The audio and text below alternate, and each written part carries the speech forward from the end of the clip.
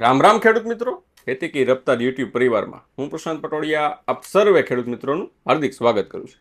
ખેડૂત મિત્રો, આજે આપણે વાત કરવી છે મરચીના શરૂઆતમાં અવસ્થામાં આવતો એક રોગ, એટલે કે મરચીમાં ગળું પડવું.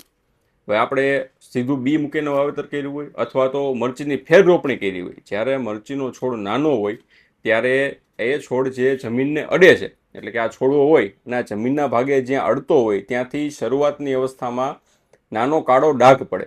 પછી એ ડાઘ ધીમે ધીમે મોટો થાય અને મોટું ગળું પડી ગયું એવું આપણને દેખાય, જેને લીધે પાણી અને પોષક તત્વોની અવરજવર બંધ થાય અને છોડવાને પોષણ ન મળે એટલે એ ઢળી પડે અને છેલ્લે આપણો છોડવો ફેલ થઈ જાય.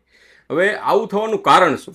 તો જમીનમાં રહેલી સ્ક્લેરોશિયમ અને ફાઇટોપ્થોરા નામની જે ફૂગ છે એ આ ગળું પડવા માટે જવાબદાર છે, જેને આપણે મરચીનો કોલર રોટ તરીકે વૈજ્ઞાનિક ભાષામાં કહી શકીએ. હવે આવો પ્રશ્ન આપણા ખેતરમાં ન આવે તો એના માટે શું કરવું?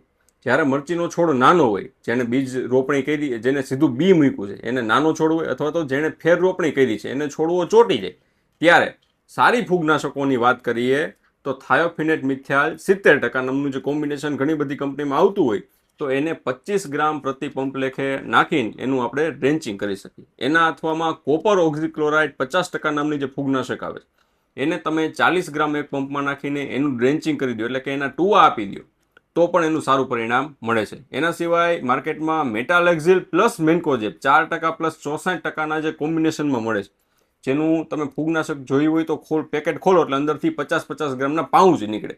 એને તમે એક પંપમાં 50 ગ્રામનું પાઉચ મૂકીને એના જો ટુવા આપી દો, એટલે કે ડ્રેન્ચિંગ કરી નાખો, તો પણ એનું સારું પરિણામ આપણને મળતું હોય.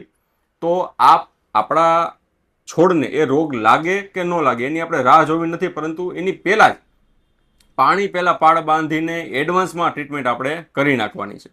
ખાસ કરીને જે ખેડૂત મિત્રોને ફૂગના પ્રશ્નો વધારે રહેતા હોય, એને છોડવો ચોંટી જાય એટલે તરત જ સારી કંપનીના ટ્રાઇકોડર્મા અને સ્યુડોમોનાસ બેક્ટેરિયા તથા માઇકોરાઇઝા, કે જેની આપણે દરેક વિડીયોમાં વાત કરી છે કે કોઈ પણ પાક હોય માઇકોરાઇઝા એ ખેતીનું વરદાન છે, તો આ ટ્રાઇકોડર્મા સ્યુડોમોનાસ અને સાથે માઇકોરાઇઝાને મિક્સ કરીને આપણે ડ્રીપ હોય તો ડ્રીપમાં ચડાવી દેવાના, અથવા તો જો ડ્રીપ ન હોય તો એનું ડ્રેન્ચિંગ કરી શકાય, અથવા તો રેતી માટી એડી લીંબોડીનો ખોળ કે સેન્દ્રિય ખાતર સાથે મિક્સ કરીને જો પાડા ઉપર ડાયરેક્ટ આપણે વાવેતર હોય, મલ્ચિંગ ન હોય તો ઉડાડીને પણ એને આપી શકાય.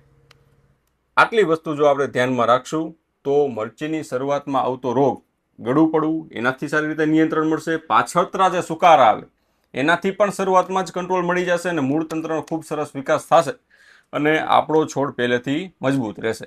આ વિડીયો આપણને સારો લાગ્યો હોય તો બીજા ખેડૂત મિત્રોને આને શેર કરજો, કે જેથી મરચી વાવતા કે કોઈ પણ શાકભાજી પાક વાવતા દરેક ખેડૂત મિત્રોને સરસ મજાની માહિતી એ પોતાના મોબાઈલમાં જોવા મળે.